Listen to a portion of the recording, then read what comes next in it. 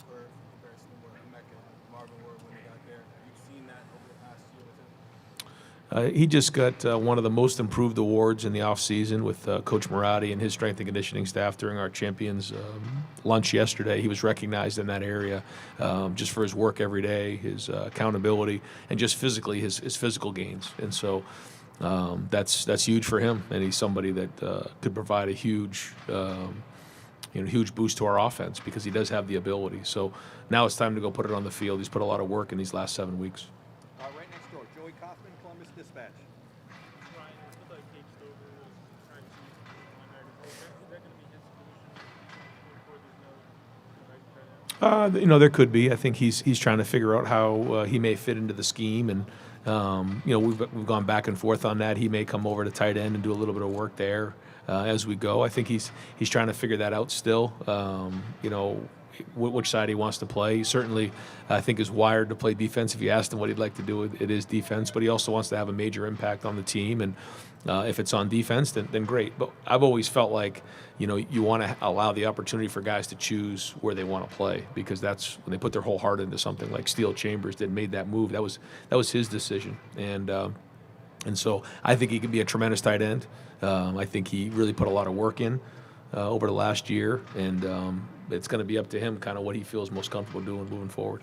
Is there a timeline you want to take a decision by? No, probably wouldn't put a deadline on it. Even he played all year at tight end, and then in the Rose Bowl played linebacker. So he's very, very talented, had an unbelievable offseason, was an Iron Buckeye for us in the champions meeting yesterday. And, he's one way or another, he's going to have an impact on this team. Josh Proctor, somebody you relied on last year, he gets hurt game through. Where's he at with his recovery and sort of the prognosis of his spring? Yeah, so he's going to start working his way back into some drills as we get back off of spring break. And I don't know if he'll be full by the end of spring, but he's working through his rehab, and we're looking forward to getting him back into some drills as we push in through the middle of spring. Over here to the far right, Austin Ward, Lettermen Row. With guys like Josh or Cam Brown, what's the balance between getting fully healthy and learning a new scheme? That's what you hope for with somebody who's played a decent amount in experience. Both those guys have played in games now, so we're going to make sure that we always are on the side of getting them healthy. And there's still body reps, there's walkthroughs, there's meetings, there's opportunities for them to learn that way. And then there's all the whole preseason where we have a bunch of time to get going in that area. So we'd love to get them on the field, but we're going to make sure that they're healthy before we do that. You look at C.J. Stroud and going into it's still pretty rare for you to have a second first-time quarterback. Justin's was marked by some other stuff. What do you think he can get out of this that you haven't got to give another quarterback time? I think you just understand at this point last year he hadn't thrown a college pass, so now he's got a whole year under his belt, and then you're kind of learning what to do, and now you kind of learn why you do it, and just a little bit more of a deeper understanding of things. There's a little bit of a Rolodex of plays under his belt. We're going to look at some new concepts too, some things that he can handle, and maybe put a little more on his plate on the line of scrimmage and different things there. So, when you think about guys who played in the NFL for 15, 20 years at quarterback, this is just year 2, and it feels great. You feel like you have a guy who's been around for a long time, and certainly here, we've only had that one other time with Justin. So it is exciting going into the season, having somebody who's played a whole year under his belt. Second row left aisle, Pat Murphy, 24/7 Sports. Ryan, staying with quarterbacks, obviously Kyle played some last year, but I imagine you still want to see more from him, and then you have Devin coming in for the first time. How do you kind of handle the backup job there to be ready in case you need one of those guys? Well, I was impressed with how Kyle came in today. I thought he had a good 7-on-7. He had a good approach, and kind of picked up from where he left off in the Rose Bowl practice, which was great. And then Devin, first day out here, again, I thought he handled it pretty good as well. For first day, there's a lot going on that first day. You're doing everything for the first time. So, the more reps that we can get these guys, the better they're going to be. You finally have, returning CJ, but you have a backup who's played, unlike last year where it was maybe some scholarship guys or non-scholarship guys that had seen some action elsewhere. But to have that luxury that you have a guy who can step in, who's been on the field, what does that mean as you head forward here? Well, we haven't had that, right? We haven't had guys, we haven't had a starter who had any experience going into last year. So to have somebody who's actually been on the field and played in games and has a whole year under his belt, that's a big deal because you can't substitute experience. And just being through a whole year, should pay dividends, and that should be something that we can use to our advantage. And I think Kyle's had a good off season, so if he can kind of continue to grow as the spring goes on, that's huge for us. Far left, Bill Landis, The Athletic.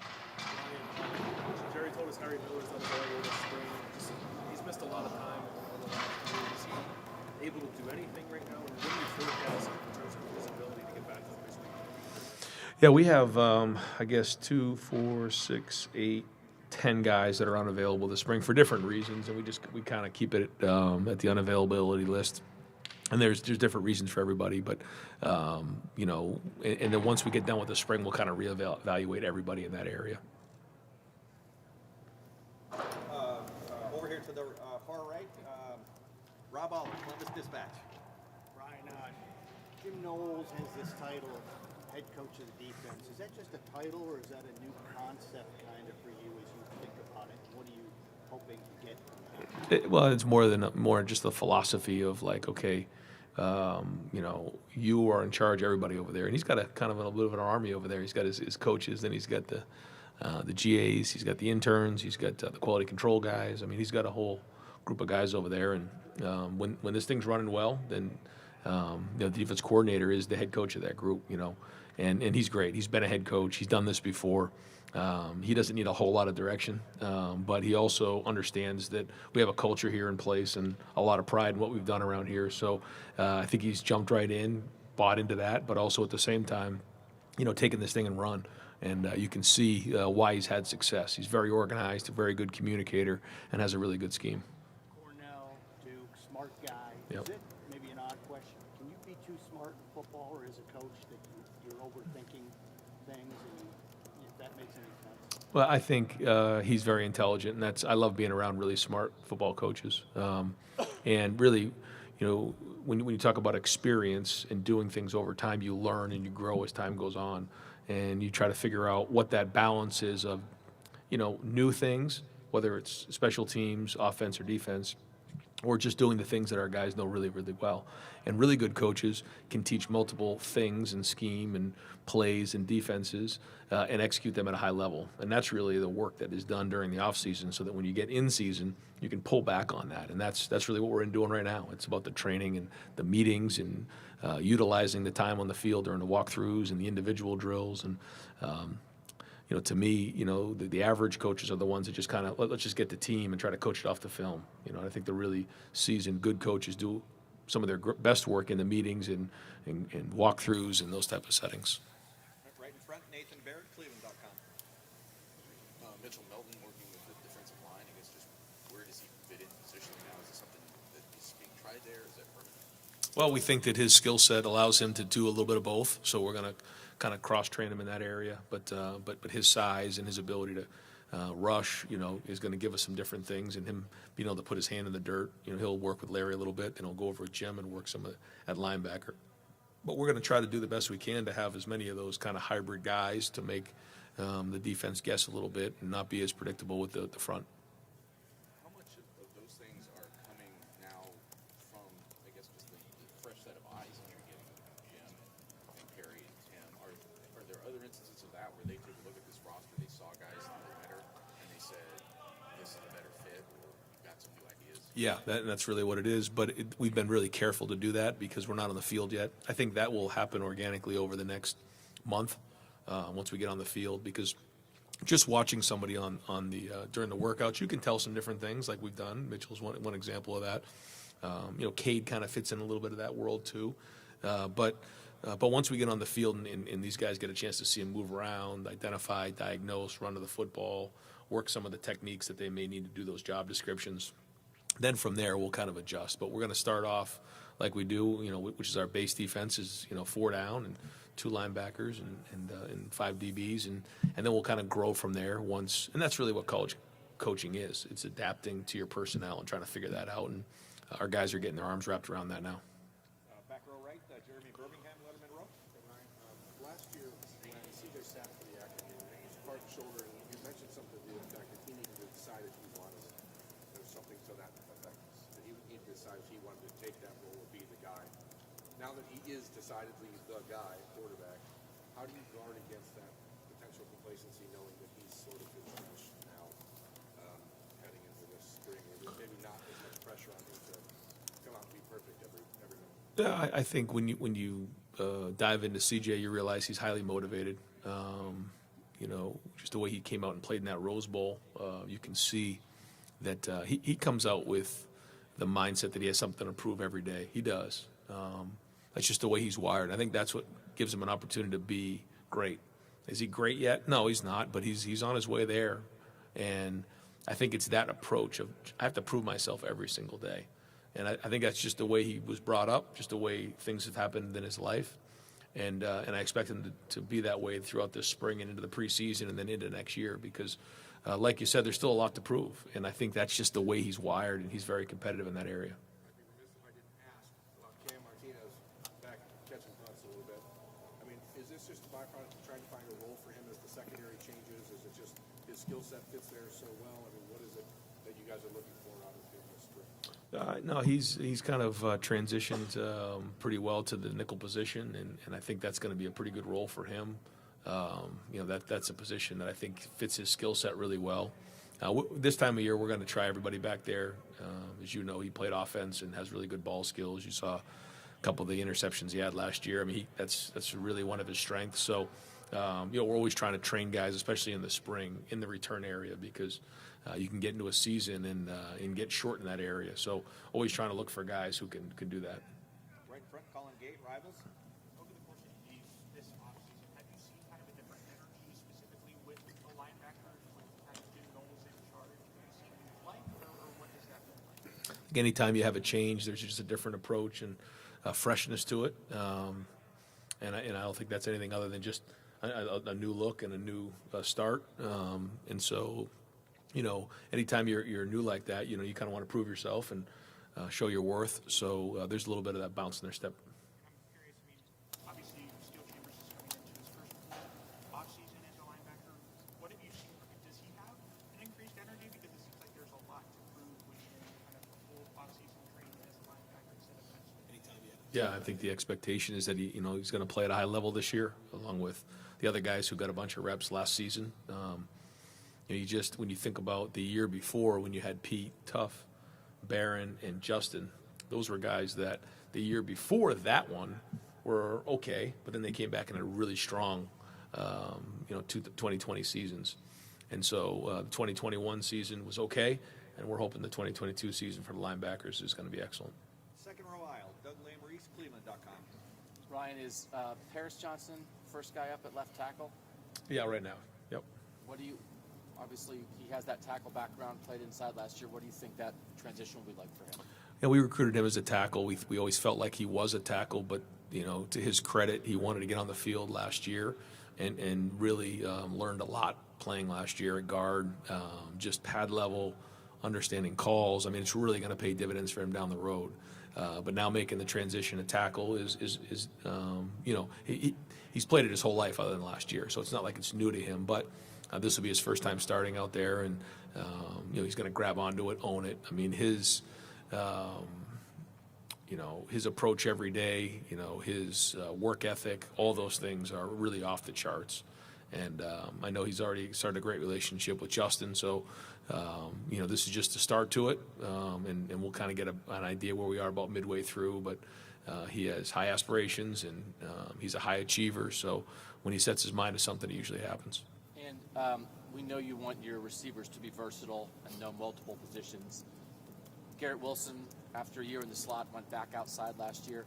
Jackson this season, stay in the slot, might go outside. How do you think that evolves? Yeah, both. Yeah, we're gonna have to move Jackson around. That's just how it's gonna have to go. And so even last year in the bowl game, he played outside a little bit. Caught the big touchdown pass and a 2 tight end set. So he's a quick learner, and really the more, like you said, the versatile those guys are, and we can move them around, the better we're gonna be. So I don't think there's one guy that's just learning one position. I think they're all learning multiple positions right now, which is really the way it should be done. Is that moving guys around, especially with Jackson, is that to help just free up some other opportunities for other guys, or is that knowing every defense in the country is going to be trying to stop Jackson Smith and Jigba, and you want him all over the place to make that for difference? Both. Yeah, I think, but when you take away Jackson, then, we also have the run game, and then we have, we have some other good receivers too on the outside. So that's the idea, is when you have that balance, and if we can get some play from the tight ends too, and even Trey out of the backfield in terms of the passing game. Now, there's going to be some one-on-one opportunities, but there's no question there's going to be times where guys are going to try to double Jackson. We'll have to be creative in that area, but they can't do it every play, because then they have to give up some other things. And so we'll try to figure out ways to do that. And part of that is moving guys around, but another part is just, making sure that we get everybody on the field and guys are playing. And I think that's important. Second row left, Dan Hope, Lettermen Warriors. You mentioned, Jane, guys in workouts. Were there some other guys who really, caught your eye with their improvement in winter workouts this year? Yeah, I probably will forget all the guys that got recognized yesterday, but just offhand, a couple of the young corners, J.K. Johnson and also Jordan Hancock, were two of the guys that were recognized as most improved. I know I'm going to forget some guys, but it was good to see those guys get recognized. They, both put their work in last year. J.K. got the shoulder, and Jordan spent some time on a scout team and really worked hard, and they, they really put a great offseason in. So I know they're looking forward to get on the field and practicing here. In terms of leadership, I know you have a couple captains coming back. Are there any other guys you've really seen so far this offseason step up and really take on leadership roles? Yeah, so what we did in the offseason, not to get into too much of what we did, we decided that leadership was the number one thing we needed to get done in this offseason. And so through a process, we ended up explaining to everyone what leadership was, asked who wants to be the leaders of the team. They then volunteered. We then voted, had a voting system to vote guys onto a leadership committee. We voted 24 guys onto on that leadership committee. And then during the off-season program, we assigned 12 squads. And in those 12 squads, 2 leaders were assigned to each of those groups. And through that 7-week period, we really forged a lot of leadership throughout the group. And there was a lot of ways that Coach Mick and our strength and conditioning staff did that. A lot of competition. If somebody was late, there was community service on the weekend for the whole group. And so a lot of accountability, a lot of feedback. And I think this is probably the best we've done in an off-season of forging leadership. And that was a group of 24. Not that all 24 were great leaders. Some of them were, some of them weren't. But there was a lot more leadership based on what we did the last 7 weeks than we've had in a while, and that was encouraging. Right in front of him, Bill Rabinowitz, Columbus Dispatch. Yeah, kind of building off that. How much did you sense that as a need coming in after last year? Because, leadership, you had some leaders, but maybe not enough. Did you sense that? Yes. Yep, and I think part of it was just how young we were. I mean, we were really green, and guys were just trying to get lined up and play and do well.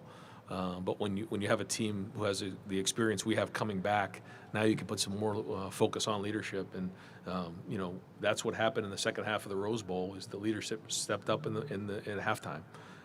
We didn't have that in the Team Up North game. It's just the truth.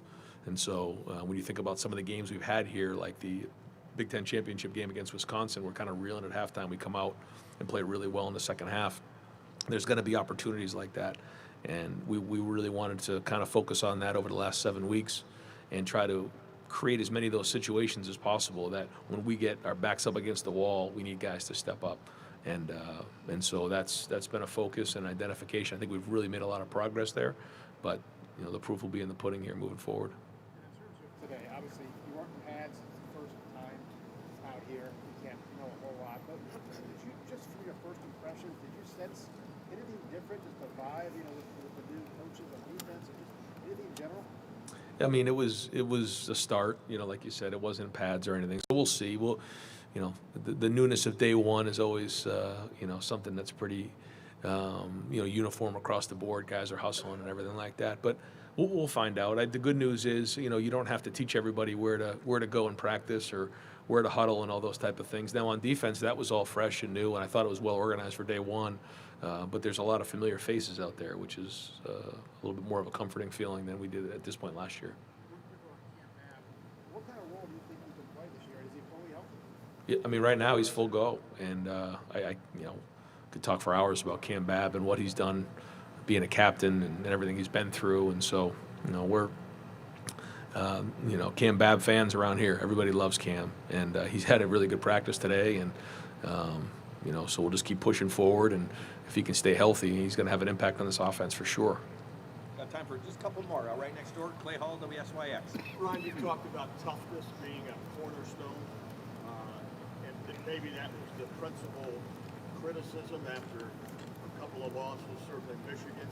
How have you tried to up that issue, and maybe it's tied into leadership? Yeah, I mean, I think there's a lot that goes with that. We certainly played tough in a lot of spots this year, but there were times where we didn't, and but that again goes back to the offseason program, and it goes back to leadership, and that's where we've been really focused our time over the last 7 weeks.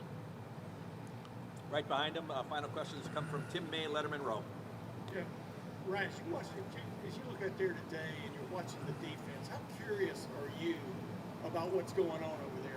I know you're the head coach and Sure. the offense, but what did you just notice about it that's different about it?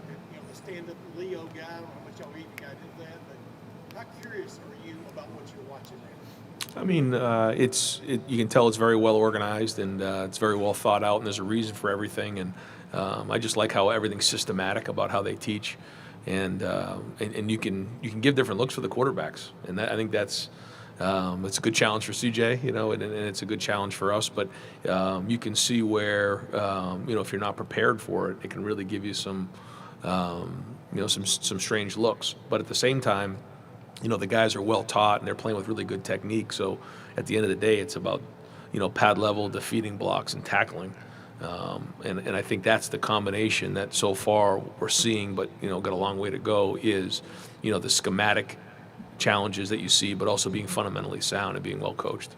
And what told you that Jim Knowles could be a good teacher? Like you just talked about a while ago, a lot of people are smart, Yep. but they can't teach. I mean, what just was a tip-off as you were looking at him Yep.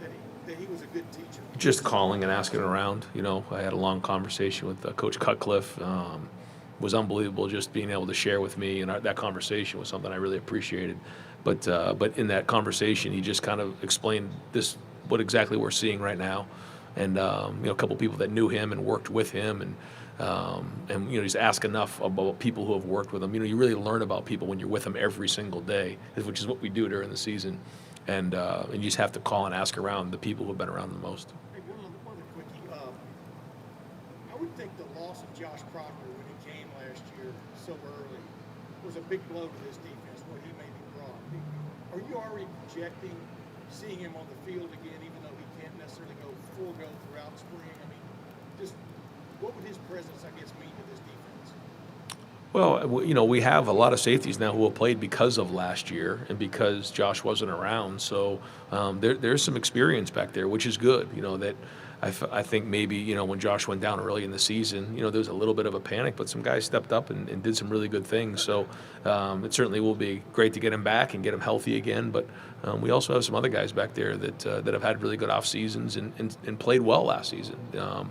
Not good enough, but that's another year under their belt, and so they'll come back and be stronger this year. So we have created a little bit of depth there, but we all know what Josh can do, so it'll be exciting to get him back.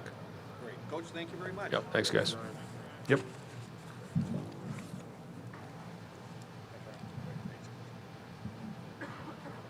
All right, we'll bring Coach Knowles up here.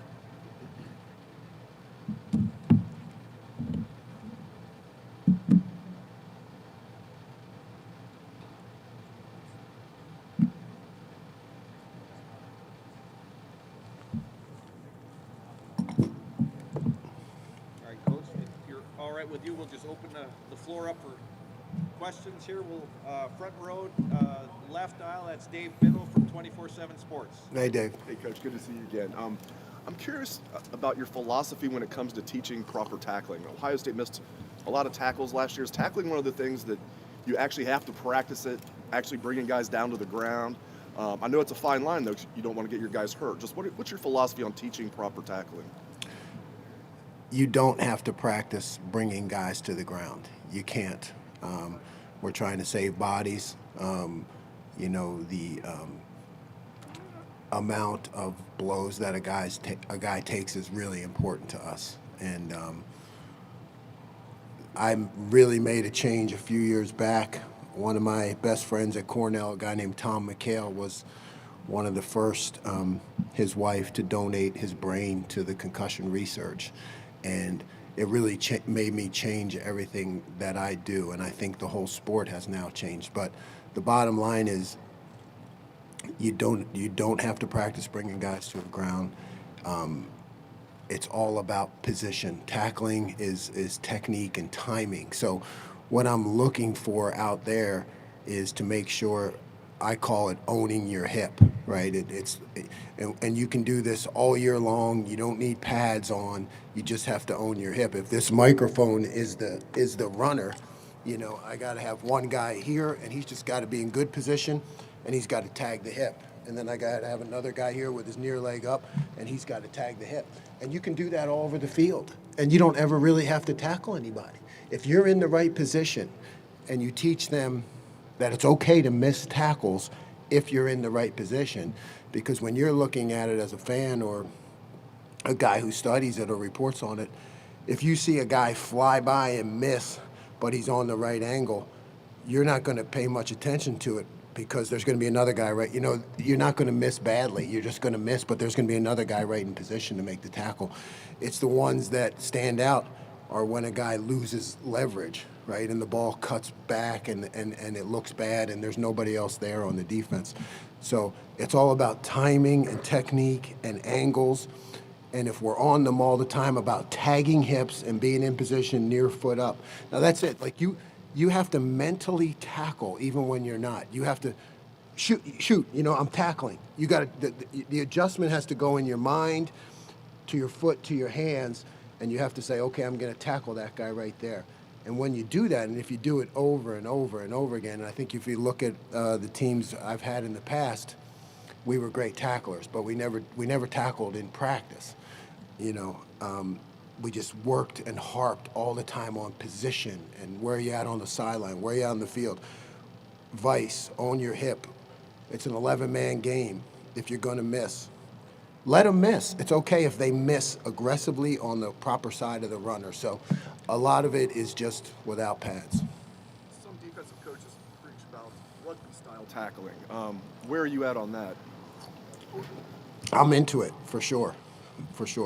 Because the standard approach, again, if this is the ball carrier, what we all taught going back to Woody Hayes was head across the bow, head across the bow.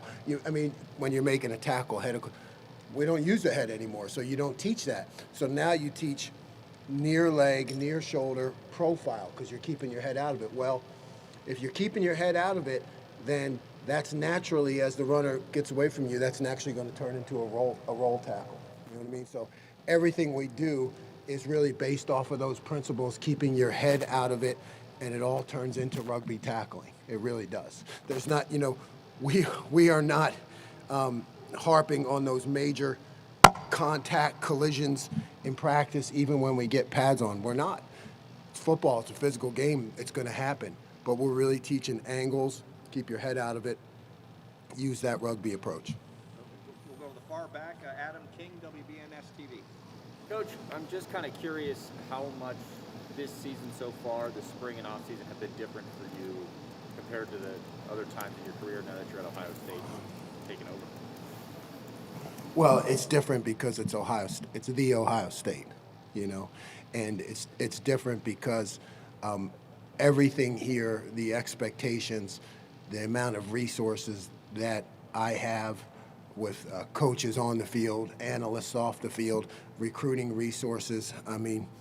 I basically have everything I ever wanted, or anything any coach could ever want. When you dream about being a coach at this level, that's it.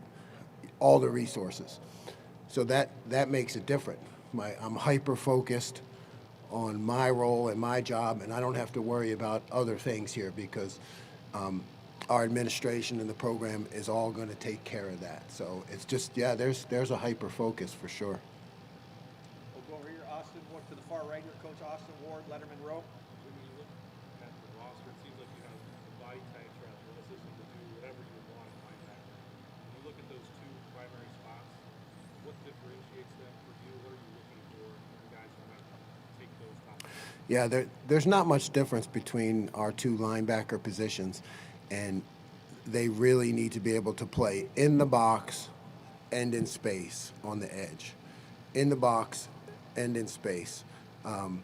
Blitz and cover. So we're really looking for complete versatility out of those positions. I mean, if I find a guy who is more of just an internal tackle-to-tackle guy, I can adjust things to make sure he's in that position. But right now, I want to put the guys in as many different positions as possible to see what they're good at so I can build things around what we have here. How long do you think it would take somebody like Shib to transition over to the defense and learn what you're trying to do? I know it's one day of practice, it wasn't fast. What sort of do you project for him? Oh, I think he's got great potential. I don't view him any differently than a guy who's played defense for the last 3 or 4 years. You know, everybody's starting on day one, and he's right in there with everybody. Second row middle, Rob Aller, Columbus Dispatch. You talk about players keeping their heads out of the play. You have to keep your head on it as a coach and not get the academic ahead of the athletic. Does that make sense? Well, yeah, I think that's a great point. I have coaches, we all have certain schemes, and you're right, things that we want to install, things that we know have worked for us in the past, right? That's the academic, that's the coursework. You know, I have a whole set of coursework that goes from level 100 to 400. And you're right, that's not about what I know, right? Players don't care how much I know, but they know how much I care. So it is about just learning, like you said, what can the guys that we have do best? Then it's my job to take from the things that I know and boil it down to what they can do best. So athletic first, for sure. And I have to always remind myself of that. That's why it's a great question. And because I can get in my head and start fast forward and, you know, and think about the upcoming opponents and what we're going to have to do. But I need to find out what our guys can do first. You view yourself as a teacher first. Yeah. So how have you improved? Yeah. I've improved a lot as a teacher, right? I mean, teach, motivate, demand. Teach, motivate, demand. So, you know, in the past, maybe I jumped to demand too soon. Now it has to be teach, tell them what you want to do, give them a reason why they should do it, right? So we always try to illustrate why this works. And then if they don't get it, go back and teach again. And, you know, when you finally get to be demanding, if you've done the right procedure, then, you know, they're ready to be demanded, you know. So I'm much more thorough at the teaching part, direct teaching, responses from the players, keeping the meetings lively, interactive, things that they can look at on their phone, because that's where they live, and really approach teaching as to what the players, how their life goes every day, you know. Yeah, and then, you know, if the student hasn't learned, the teacher hasn't taught. Now that's like, you know, when you get through a career, you start to, you know, when you're young, you'll get upset, you know, if a guy doesn't get something, and now I look at it like, hey, you know, that's my responsibility. He has not learned it well enough because I have not taught it well enough. So you're always constantly looking at yourself like, how can I approach this better to be a better teacher? Is part of that culture change?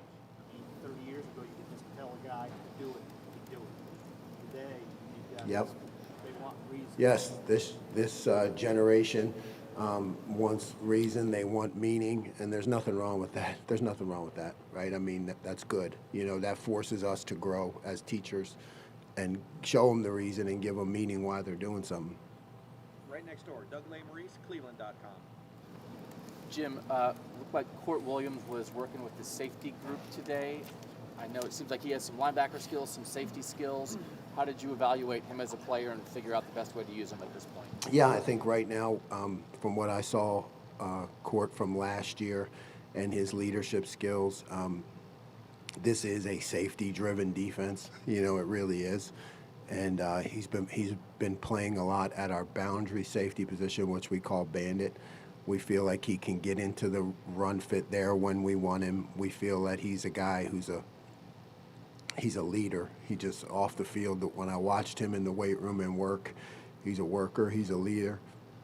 So I like him. I like him with more depth and vision to be able to see the ball and to control kind of the movements of the secondary. And then the jack position, when you guys are at practice, do those guys work more with the defensive line or more with the linebackers? And who are some of the players on this roster that you think can fit that spot? Yeah, haven't even gone there yet. So, I mean, you know, I can't answer that question because we have not gone there yet. We've just started in true 4 down. You know, because that's what we've been here at in the past at the Ohio State. So we're going to take that at least for the first week and just stay in 4 down. So we haven't gone there yet. We're going to go front row left. Bill Rabinowitz, Columbus Dispatch. Hi, Jim. Obviously, just the first day, not badge, not tackling.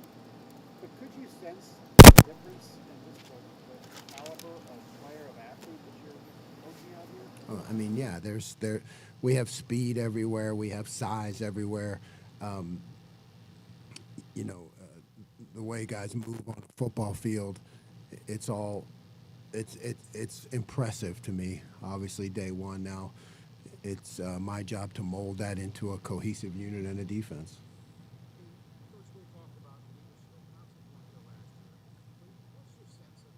On this team, what you've seen in the 7 weeks? Yeah. I think we got a real chance. You know, I'm still studying, but when you watch what Mick does in the weight room and those guys and how they organize things and how they challenge things, and Coach Day set up a real leadership program to develop leaders. So I'm just kind of sitting back and watching that.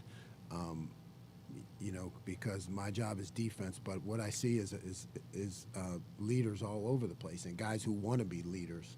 So I think we have a real chance in that area. Right next door, Clay Hall, WSYX. Coach, how are you? Welcome.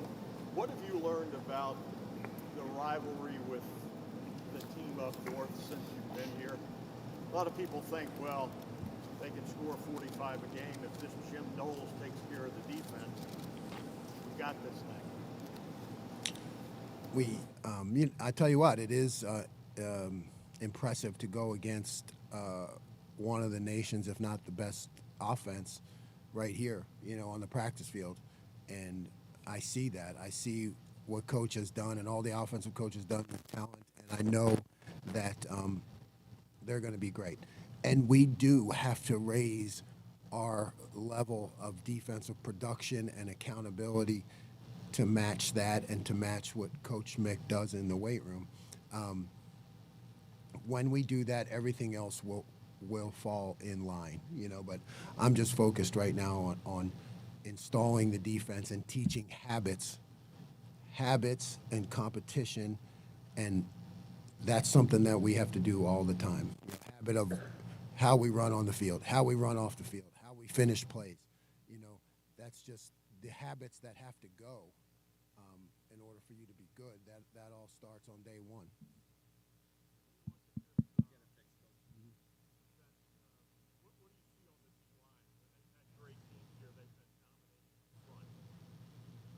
Where are you right now? At the very beginning, At the beginning, I see a lot of talent. I see a lot of want to. I see a lot of numbers, depth. Now we have a lot of guys out too, right, for the spring on the D line. So. You know, I see a cohesive unit and what Coach Johnson has done, and I'm real confident in the front. You know that they're going to be one of the better fronts in the country. Right behind him, Tim May, Lettermen Row. Yeah, Jim, Josh Proctor's not going to be able to take part fully in the spring. He has some tape behind him, et cetera. I'm trying to remember if you were at Oklahoma State when he was being recruited. You knew of him, et cetera. But How do you keep a guy like that in mind, even though he can't go maybe full go, et cetera, through the spring, even though you know he has got some video? Yeah, it's my job to make sure that he still learns, and Perry's job to keep him engaged mentally, and all of our jobs to encourage him to stay involved. But when it comes to on the field coaching, there's not much we can do, right? He's got to take a lot of mental reps.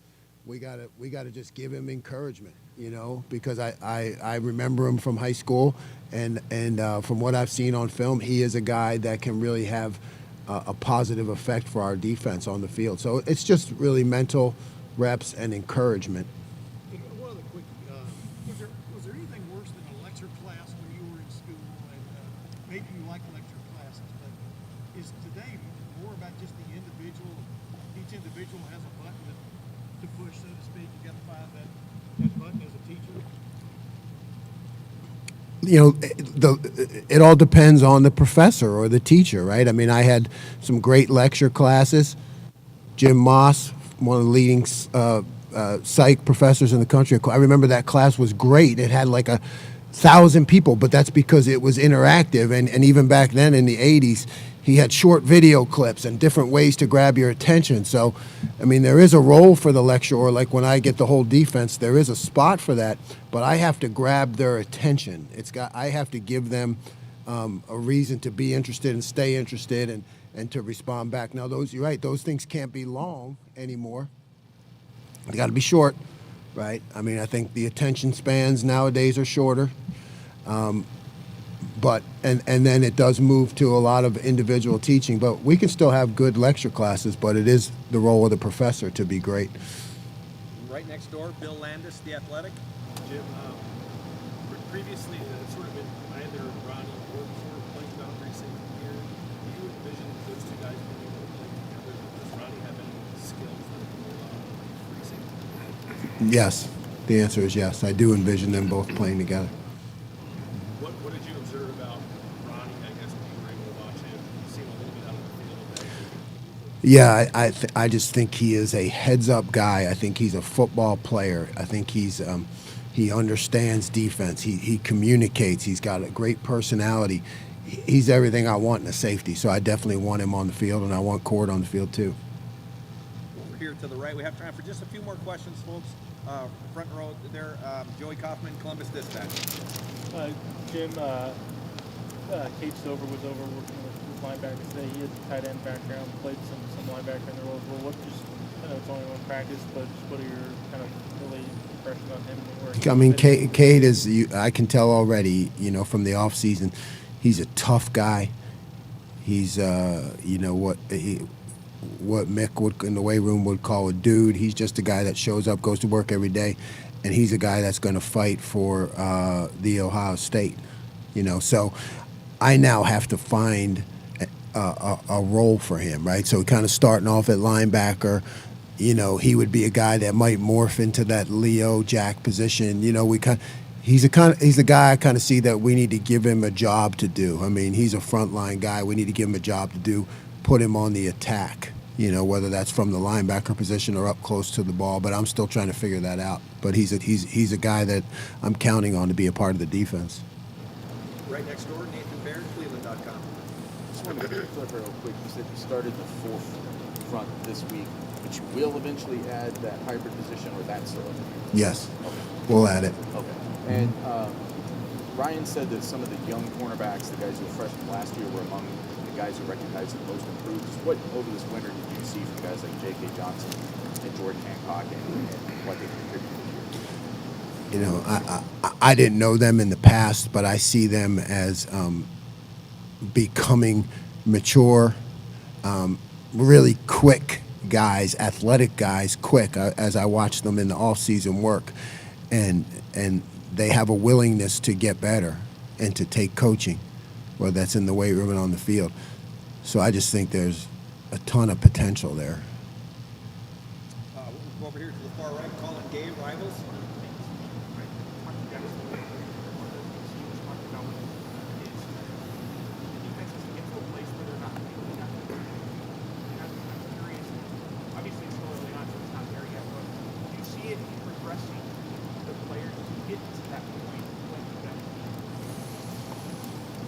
That's my job. I mean, my job is to get them there because he's exactly right. When it comes to Saturday, I tell them all the time their mistakes on Saturday are on me, because if they haven't reached that point where they can play free within the scheme, then I haven't done a good enough job teaching them. So, yeah. And then when you watch guys now, you're right. You got to give him the benefit of the doubt, because when you watch a guy that doesn't know what to do, right, he can look lethargic or hesitant. I got to get him to that point. That's the bottom line, And when you install a lot early, sometimes that locks a guy up. But I'll keep adjusting that so we can get guys to play free. I guess I want to get your impressions on skill team versus obviously from being a linebacker or running back to the linebacker position. What have you seen from him? Has he kind of molded into somebody that Yeah. I like Steele a lot in terms of his attitude, his athletic ability. He's got a bright light in his eyes. He's locked in. He wants to learn. He's always there. He's up front, sitting on the edge of his seat. He seems like a guy that will become a great player, and I'm excited to work with him. And final question, Spencer, did you have one? Yeah. Yep. Spencer Holbrook, Lettermen Row. I'm sure Tanner was a pretty good resource for these guys during the mental process of winter workouts and everything, but how much more important is he for you to use as a resource, but also for these guys on the field to try to quickly acclimate themselves to exactly what you want from your defense? Yeah, Tanner, I'm really proud of him. He came in here, didn't say a word, and Coach Mick gave him a high honor at our champions banquet. For a guy to come in and get that honor, I'm really proud of him, and to be a part of his life. But yeah, he's that guy who can talk to the players not only about scheme, but he can talk to them about me too. Day one, if I go from being Mr. Calm to running around and screaming, he can say, "Hey, that's just Knowles. Chill out. He's fine. That's just the way he is. Don't take it personal. He just wants you to get better." That's to have a guy their own age who knows me as a person, and he's gonna he's gonna be able to tell the guys a lot about me, not just as a teacher and scheme, and he can teach the scheme, but he can tell them about me and how I operate and who I am. One more. A lot of the attention goes to linebackers and defensive ends moving around in this defense, but what do you expect as the defensive coordinator, and what do you look for in your defensive tackles that make you know that they can play in your system and complement the linebackers and defensive ends? Yeah, and this is exactly what Coach Johnson has taught all along for years. You just want guys that are going to get off the ball and are able to play aggressive and, create havoc for the offense inside. You want guys inside that just cause problems for the offense, that when they look, they have to find ways to double team, because they're worried about the penetration and the plays that guys are going to make in there. Just a logistical question. Just so Ohio State fans are using your vernacular, are you using the same terms for the positions on defense that you did at Oklahoma State? And would you just mind running through those again when we reference guys? Yeah, I'd say the terms are a little different, right? Up front right now, because we haven't created a float player yet. We're using a rush end, a tackle, a nose, and an end. So R, T, and E. Mike and Will at linebackers. Our boundary safety is called a bandit. Our middle safety is called an adjuster, and our nickel is called a nickel. So that's different. That's different than it was at Oklahoma State. So sometimes when you move, you look at what you say. Well, I can really say this better. You know what I mean? That's so.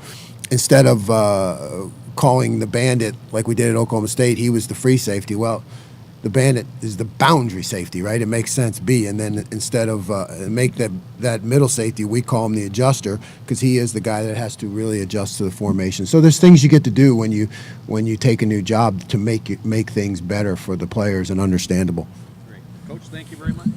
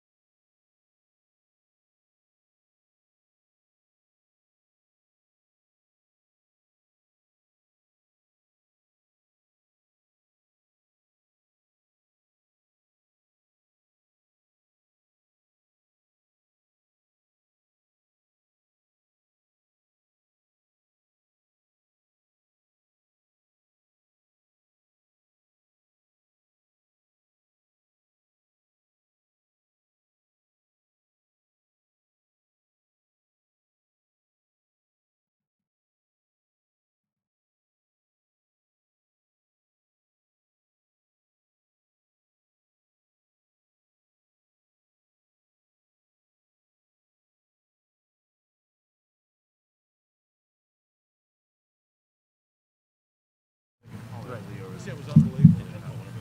Mainly the greens were so fast. All right, folks, we're going to open up the floor for Coach Wilson. We're going to open up over here to the right, Austin Ward, Lettermen Row. Hi, Austin. Ryan said that Paris would obviously start this season at left tackle or start spring. So you guys said the problem. Do you view that as the right spot for Paris? I don't know. I mean, because you'd like to think athletically, but at the same time, that's the quarterback's blind spot. And so it's really you need somebody who's going to be very. He's a tremendous athlete, tremendous upside. He comes in highly rated in the recruiting services and the skill set, but much like Nick Petit or Thayer and those guys, Josh Myers, I believe he started a lot of games this year. He don't play the first 2 years. It takes a couple years. Paris has already played a lot in year 2, but it's inside, so he's got some experience, but now it's different stresses. So I just think you go through spring. I know Justin will do a great job with him, but we'll need a consistent player out there in between he, DeJuan, or Zen, or even Donovan Jackson. If he needs, the most consistent player will probably be at left tackle. And right now, he's starting there with the opportunity to prove he's going to be that guy. You would expect him to. Ball's in his court. How much competition across that unit do you see? I thought Josh Fryer would be in the mix, and he's limited. So I kind of felt he was, kind of time to get in there. And I think Zen's coming along nicely. Jacob James has had an outstanding offseason, gives us some good depth inside. But there's probably a little bit of separation from the 5 based on experience and talent. But again, to big sign in the weight room or in the training room, durability versus ability. If they can be here every day, practice every day, get better every day, they'll have chances to be our main guys. But time's going to tell. Go, middle aisle, Justin Holbrook, WCMH. Jim talked about how much the offense is going to make his defense better. I wonder. That's just a defensive coach in spring ball. He's trying to butter us up for tomorrow's practice. I'm not buying it. What can you learn from him and his defense and his experience? Well, it's interesting because we don't. Sometimes I think you can get real anal as a coach specifically. Okay, what's going in? Through time, and it really started with Coach Spurrier's background with Coach Stoops. If you put a play in, you better be able to block zero. When they blitz everybody, bare front. You better be able to throw it if they drop 8. Play cover 3, cover 2, cover 1. What I mean, so if you put a play in, you better have your answers. Versus say, well, I want it in just against this look. No one plays the same looks. No one plays static football, standing still. So, we were saying the first couple of days here we wanted to do some walkthrough, and we really didn't know what they were doing. So we're watching Oklahoma State cut-ups. Like, okay, what do they play to this formation? What does it look like? What's their alignment? And as we go, I guess we'll get a better feel, but it appears early that it's, just a lot of multiple looks which I think is what really great defenses do. They have the ability to be gap sound, stop the run, but they make the offensive line and quarterback work every play. So there's a lot of movement, but there's still gap sound. There's a lot of alignments, but the coverage picture changes. So the quarterback thinks he's got one coverage, ball is snapped, here comes people moving at him, and the coverage is changing in your ability to think on your feet. And so it appears there's going to be a lot of, quote, moving parts. I know he would say they got to make sure they stay sound as they do that. But for me as an offensive coach, we get attacked very aggressively on Saturday from defensive teams, multiple coverages and schemes and fronts and movements and twists and blitzes. So I think the more stuff you see, you get immune to it. The more you stress the offensive line, the more you stress the quarterback in practice, the better Paris and those guys will become, and the better CJ and Kyle and Devin will become. So I'm looking forward to it. It looks like it's got a chance to, he's got a lot of tools in the toolbox, it looks like. Over here to the right, Rob Aller, Columbus Dispatch. More moving parts, better teacher, you better be, right? I guess. What's your definition? What makes a good teacher as a coach? I would have said 15 years ago, the ability to keep it simple, to understand. I always felt in my world I wasn't that good a player, so I kind of knew some things I had to do to give me a chance. And I knew I think I heard Marshall Falk a few years ago when a guy ran some 4.2 something at the combine and say, well, the best way to slow a guy down is make him think. So I think a great coach can give coaching points, but allow his players to, in time, understand it where they're not thinking. I tell my players should tell you that if they're thinking, they don't know. The thought is they know what they're doing. They know it's this route at this depth, or it's this block, or it's this call. If they're thinking about it, they don't know. So I would have told you a long time ago, to be a great teacher, it's your ability to keep it simple, to give your kids a chance to play as hard as they can play, as fast as they can play, be sound. Not so simple it's vanilla and easy for the defensive coaches to defend. I would tell you now, too, it's going to, you better have the ability to connect. And, for example, like I explained the other day, we call a pass play that's called naked when the quarterback's by himself. I go, why do we call this naked? And somebody answered like, and I was just trying to help them understand why it's called this, because I thought it would help them, because I think we're in generations where kids want to know why we're doing things, or why do you call it that way, or why are we doing this drill? Why do we run? You guys watch us in warm-up, and everybody's got a ball. Why do we have a ball? Well, we're doing it so when you run, you're not running with the ball loose. We're trying to cheat a little bit and get ball security while we're stretching. And so I think one of the abilities now to be a great teacher is your ability to connect with kids and invest time with them. So the ability to keep it stupid or simple, multiple looks, but they will keep it simple. Stupid motto, KISS, keep it simple. But also the ability to connect and get people to run. I think if our players believe we're getting them better and you're spending time with them, you can push them. But if they don't believe in you, they don't think you're getting any better, it's hard to coach a young man. Right next door, Doug Maurice, Cleveland.com.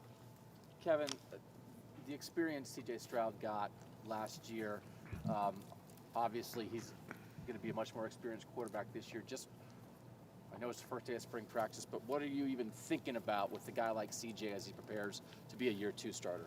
I think, again, we can, so much of our game's been done from the sideline. We're making calls. I think can be more on his plate where he can handle the ability to adjust plays and protections, where sometimes we would do that. So the player could just keep his eyes on the defense. Sometimes, again, the more we make him think, the more we, and it's just hard to take the right drop, throw the ball in time, because I'm thinking about all these checks I got to make. But he can handle a lot mentally. He is extremely gifted and talented, but he's equally as smart and equally aware on the field. His ability to see and put it all together is uniquely high. So I think we can just put a little bit more on his plate. I think Ryan's got a phenomenal amount of confidence in his ability to trust him to get protections right and get the ball out to the right guys and not force it. I was thinking, though, as a veteran player like him's got 1 year under his belt, 13 games. And Jackson, our veteran players are third-year guys.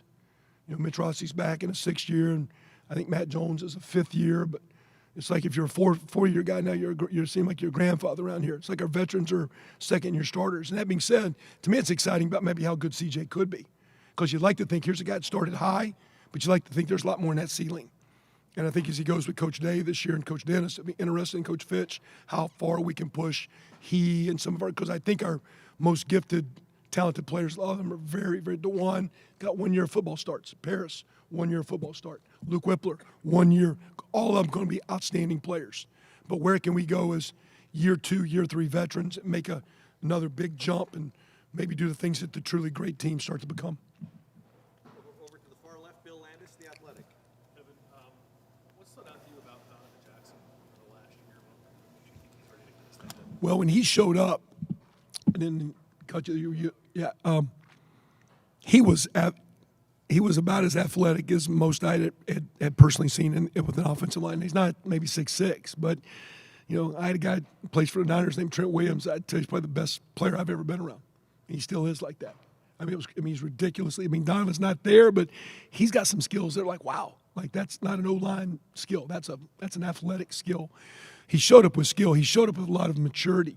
Like he doesn't practice like a first-year guy. He doesn't practice like a guy just got here out of high school. He's not practicing now in spring like this is my first spring.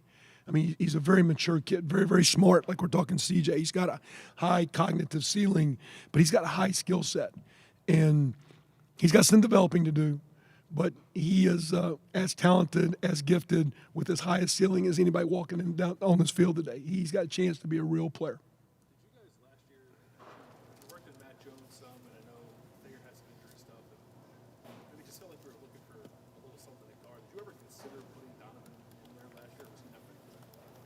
I think Coach Stelbert said probably a little bit more confidence with Matt and the older guys, although he practiced there. And that's why we went to the few snaps we did the big package in short yardage, he played tight end. We were trying to get him on the field some, and I think probably just green enough. He didn't get spring ball, but he was good enough to get in the mix. And at the same time, those guys probably a little bit more time on task, probably a little more trust in those guys. But I don't think I would have not have had, we got to play Donovan now. Don't run this player, run this protection. To me, I wouldn't have blinked if he was in the game and would just play, no matter who we were playing, when we were playing. I thought he probably would have played at a high level, and I expect him as a first-year potential starter right now to be a guy that plays at a very high level. He is a very gifted, talented player, and not just physically. He's got some stuff in his heart, and he's got a chance to be a special player. Right next door, Tim Mee, Lettermen Row. Kevin, as you and Ryan and y'all went into this spring and stuff, what is it you definitely want to address with this offense moving forward? What is a shortcoming y'all had last year that you want fixed? I mean, what is sort of the goal in that regard? I think we got some young receivers that got to make, we played at a high level, so just because they've finished the season well, that we continue that, because that's been big. But I think the consistency of our running game and our ability with the tight ends to complement that position. We're losing Jeremy, so we're going to be a little bit greener there. If you don't, I see some guys, not that these services have it, statted out route, but I think a lot of people have Jeremy rated as the top, 3, 4, 5 tight end in the draft. You guys say he doesn't catch the ball, watch him play the whole game. He's because when he's not there, you got to throw too much or the quarterback's got to run. When we've had he and Luke and those guys there, so I think the tight end position, helping that line balance the run game, that we can stay on schedule with just more nickel 5 and 6 and 7 yard plays, and those are hard. You start out the game, the box is loaded, you run for 2 and 3, and sometimes maybe we can get a little impatient. If we're going to be the best offense in the country, that means we win the games. And when you don't win the games, you can take those stats and say, look at your stats, your offense is really good. But when you come up short a couple times, you're not that good. And we need to be good enough so we're talking about being an offense that takes care of the ball, that has the toughness and physicalness that it needs, the ability to make the big play, but the ability to punch it in and drive down the field to be an elite offense. Right now we're a good stat offense, but to be an elite offense, we got to be a little bit more consistent, a little bit more better pad level, a little bit more running through trash at running back, tight ends playing stronger. We can be better, and that's going to be our goal as we build through spring, in the summer, preseason. Not that we're going to load it up, because you got maybe the best quarterback going. He got a couple dudes out there that really can make some plays. But when you can put the physical presence with all that, you got a chance to be something neat. Is there any kind of scheme adjustment, though, too? Because you talked late in the year last year about it. Just a couple of the better defenses, y'all had trouble getting aggressively up the field in a blocking situation in the run game and stuff. Is there any adjustments going on in that regard, or just tweaks? I think I'd say more tweaks, and I think trying to, in time, figure out what tweaks best fit this group. So you can sit here and complain about a tight end not being able to make a certain block, or a guard or a tackle make a certain block, but sometimes it's in relation to the phase of the play. So if you're asking a guy on a matchup to hold a block for 3 seconds, and time is against him, and he's not dominant enough to make that block, well, he's going to have a hard time against critical defenses. So how do you execute that play with the phase of the play, the tweak of the play, the spacing of the play, the timing of the play, that those guys can make the blocks, versus complaining, hey, you can't do it. It's our job as coaches to try to put them in better positions, try to help them identify and target guys better, and at the end of the day, just be good enough to line up and play the game physically the way great teams play. Right next door, Clay Hall, WSYX. With the attention that Smith and Jigba's going to get, who's the biggest beneficiary, maybe, of defenses, looking at him or doubling him or whatever? Yeah. Can you see that already happening? Well, not from practice, but I mean, you can visualize. I mean, yeah, at the same time, if you're running the ball well, when you're taking 2 guys to cover 1, you got a chance to have some issues of, now is the running game out-gapped. So if you've ID'd it right, if you got 2 guys guarding 1, well, that's basically the guy that's supposed to be guarding the quarterback that they never guard. So now we're back to even numbers. So if we can get in situations that you're getting brackets and one guy's taking 2, now from a blocking deal, there's not an extra guy, quote, in the box. How can there be an extra guy in the box? When the extra guy's in the box, they're playing him one-on-one. So you 2 guys are playing me.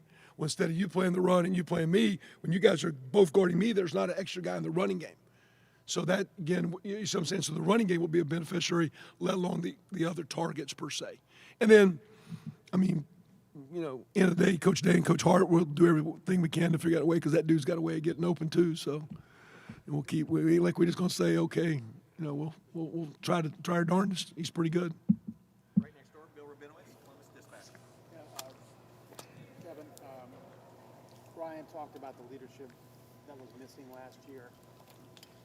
How much did you notice it, and what do you think of the progress? I noticed it in February, my first workouts with my position, that I thought our attention to just, number one, us doing our job at a high level. We were doing it good, but I just felt earlier, the season I think went so late.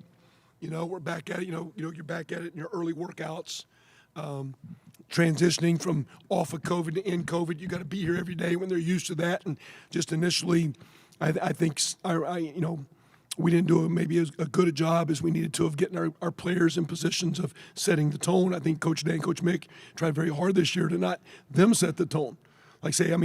Going into the bowl game, there wasn't a player meeting. I kept telling you guys we were practicing good. There wasn't some meeting about, look, here's what we got to do. I think the guys knew.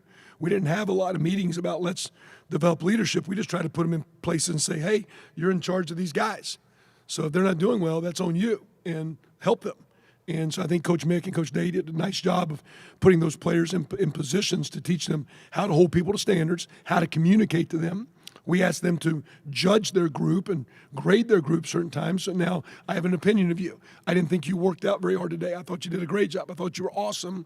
And not to take it personal, but be a leader, hold people accountable. Don't be a fake leader, be a real leader. And I think short term, it's off to a great start. We'll see, again, the proof's in the pudding's when the bullets are flying, the games are going on, it's loud, and okay, we got to make a stop. We got to get a first down. We got to get a touchdown. We got to get a 2-minute drive. That's when you like to see all those things, not just so we got our toes behind the line for a drill. We're onside when it's 4th and 1, critical, and you can't hear at certain places we play. It's going to be really loud, and everybody can function. We can make a critical play, and we can win another championship.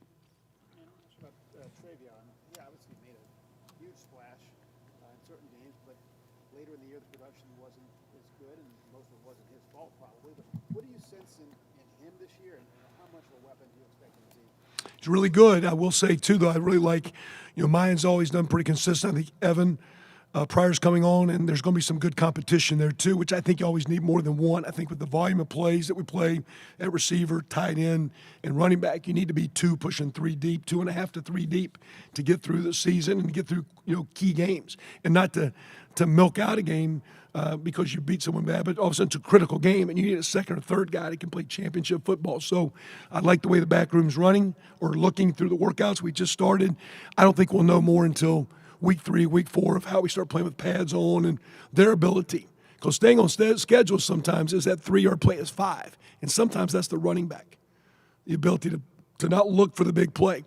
I had a chance, my original coaching mentor was Randy Walker at Miami, and he was a tremendous running back. I saw Bobby Carpenter. He played with his dad, Rob, was his tailback, Randy's fullback. And Randy always coached running backs, saying there's not a lot of dollar bills laying on the ground, but you can find some nickels.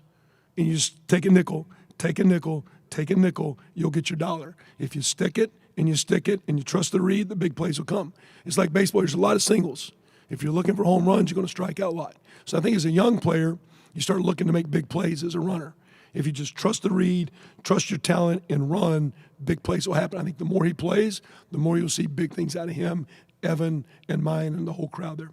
Got time for just a few more behind Bill, Dan Hope, 11 Warriors. Kevin, you said before the Rose Bowl that G. Scott still needs to get a little bigger, was still kind of growing into that tight end role. What kind of growth have you seen from him over the course of the winter going into spring? It gotten into the 230s, which is good. Just watching some tape with the recruit I had here of practice day. I mean, some of his fundamentals are in our best blocking positions. Still learning it.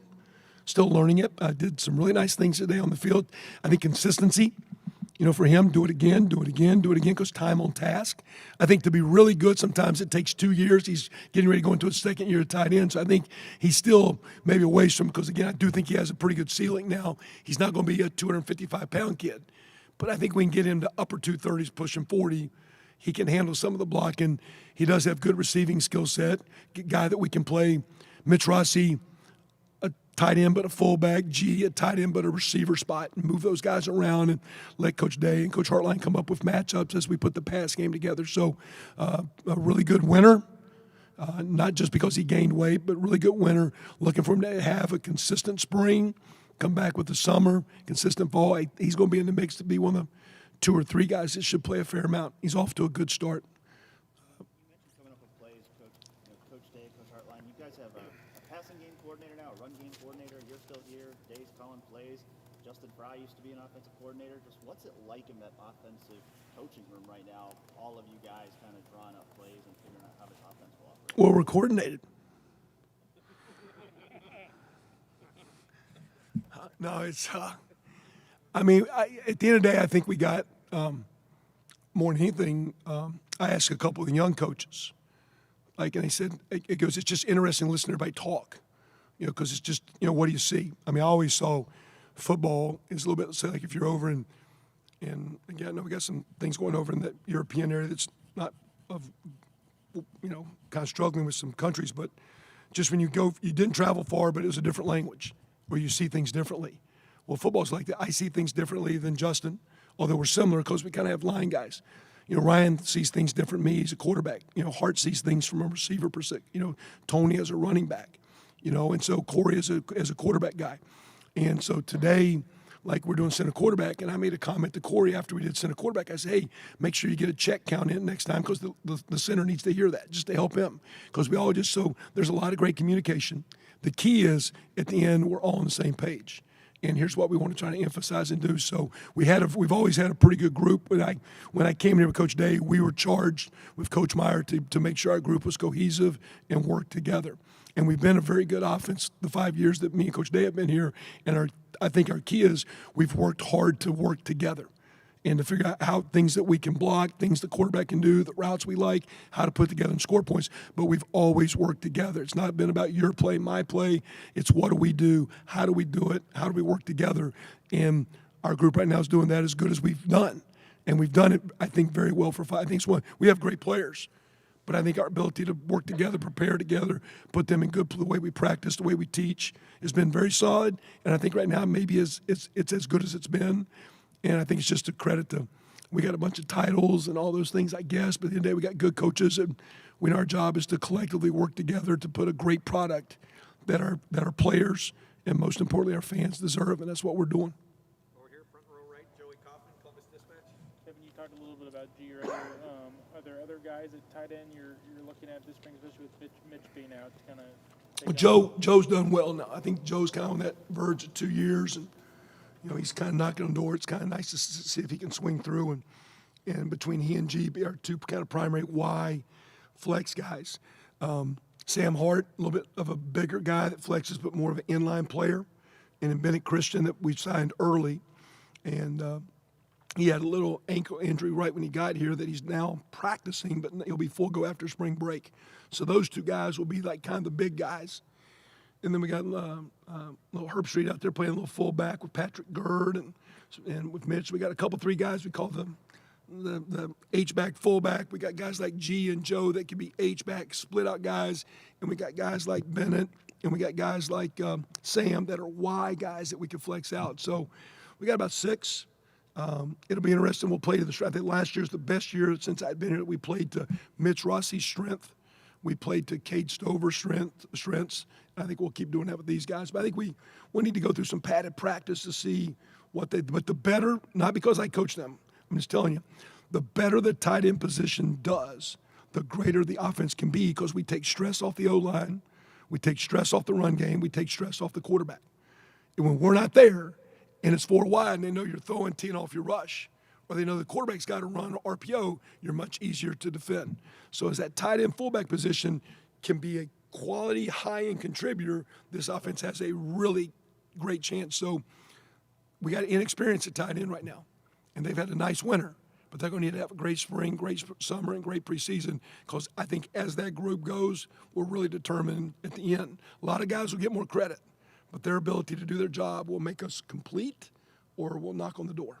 I wanted to ask about Jackson Smith and Jigba as well. Ryan mentioned that he obviously played slot last year, could play some slot, could play some outside. Where do you see him kind of moving forward in year 2 for him?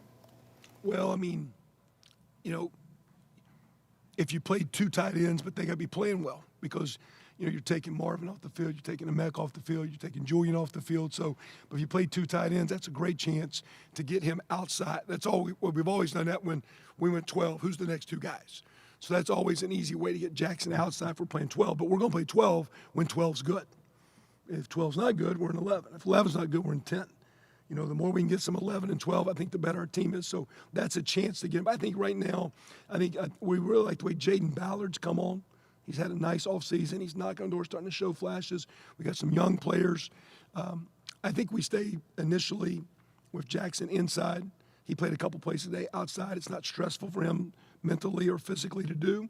I think we just start there and see where it goes and trust Coach Hart and Coach Day. And if there's a lot of 12, you see him outside more. If there's not a lot of 12, he's probably inside most of the time. But there's been a lot of times, I don't know if you noticed this, but we'll take the inside player and just put him outside. And maybe we'll leave him, we'll motion him back in. I mean, those guys move around, and Hart teaches them basically concepts so they all can play multiple spots. It's not very hard. And final questions, the front row here, Nathan Baird, Cleveland.com. We were told Harry Miller's out for the spring, at least in terms of like actual practice reps. Do you still envision him competing in the preseason for a bigger role, and would that be at any of the interior spots? Yeah, he would be inside, and again, you know, timeline and those things. I mean, but if Harry. To me, the difference between center and guard, center's got to handle the ball, maybe make a few calls, but his skill set and size fits those 3 spots. So, you know, when he's back, he'd be whether it be the center spot or the guards. I think right now, Jacob James just came on at center. Toby Wilson's in there as well, but Matt Jones is probably still our second center, based on Fryer or Zen, some of these other guys, how they come along if we needed to play someone. So Matt Jones is starting guard, Luke's the starting center. Matt's probably our second center, although Jacob's had a great spring and advancing his way like he needs to do. And Ryan also mentioned Evan Fryer, one of the guys who's kind of singled out for having a big spring. Just, I guess, what do you still need to see from him development-wise where he would push? I'd say very much what we're talking about, consistency. Okay, just keep doing what you're doing. Don't even need it any better. Just do it again. Just do it again. Just keep stacking up a day.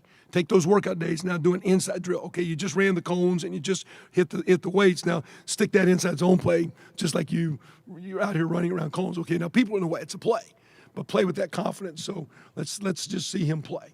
And so had a tremendous offseason. He and Jaden Ballard, for young guys, had great off seasons. Jacob James, great off season. That's what young players need to do to become players that we need to help us out, and looking forward to see what those guys can do. So if he just will stay healthy, stay consistent, he's got a chance to have a nice big role with the offense this year. Great. Thanks, guys. Just to squeeze in real quick, do you think there's any chance Cade comes back in your room at all, or do you figure he's gone? Politically speaking, I'm not allowed to politically comment on players' things.